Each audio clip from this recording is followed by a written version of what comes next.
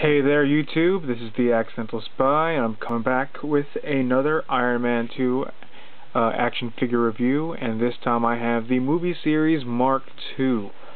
And this is essentially a repaint of the Mark III body type. I don't have the regular Mark III armor. In fact, I don't have the Mark III, the Mark IV, the Mark VI, and I refuse to get them, at least the single-carded version anyway, because the paint is atrocious. I cannot find one decent figure out of the lot of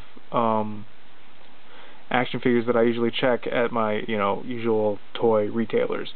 And that might sound a little kind of picky and stuff like that, but I refuse to pay for crappy craftsmanship, I guess I would say.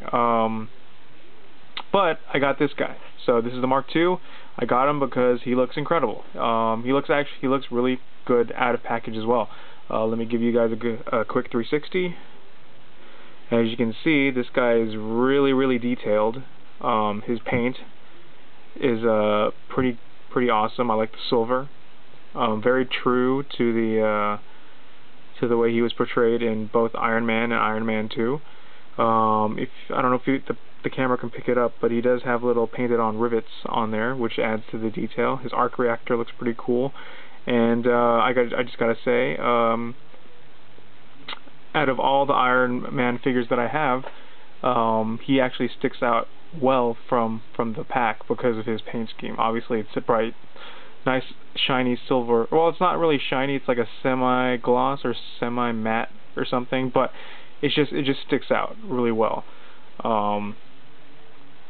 Now, I don't want to spoil anything. I'm going to reveal like a secret from Iron Man 2, but if you've seen Iron Man 2, you know what I'm going to talk about right now. But if you haven't seen Iron Man 2 yet, pause the review or skip ahead. I don't know how far ahead, or actually just stop watching. So because I'm going to reveal something pretty cool. Well, actually not reveal. If you've seen the movie, you already know what I'm going to talk about. But yes, the Iron Man Mark II is actually also War Machine. And yeah, they did change the origin story for War Machine. It's not built by Tony Stark for his friend Rhodey. Actually, the Mark II was taken from Tony Stark after Rhodey and Tony got into a big fight in Iron Man armor, which was a really cool scene in the Iron Man 2 movie. And after Rhodey took the Mark II, he had Justin Hammer upgraded, and this is the upgrade, which is War Machine.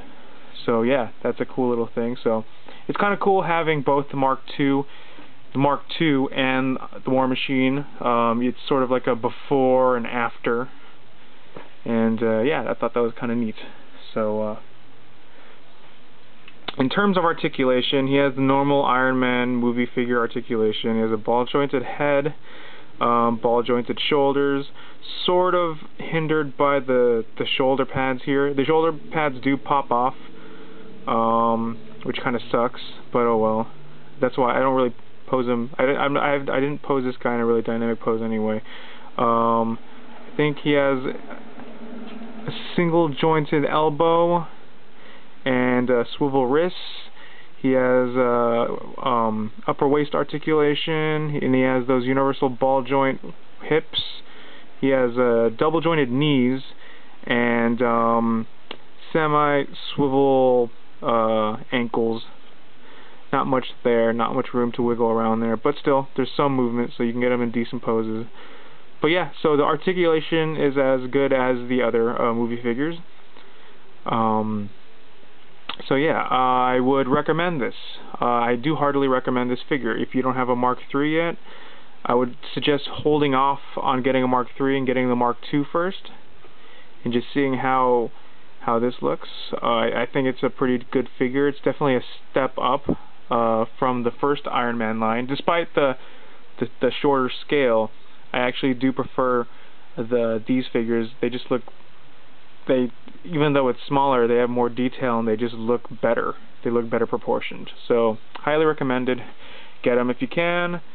And I guess that ends my review. I was the Accidental Spy, and I am signing off. See you later, YouTube.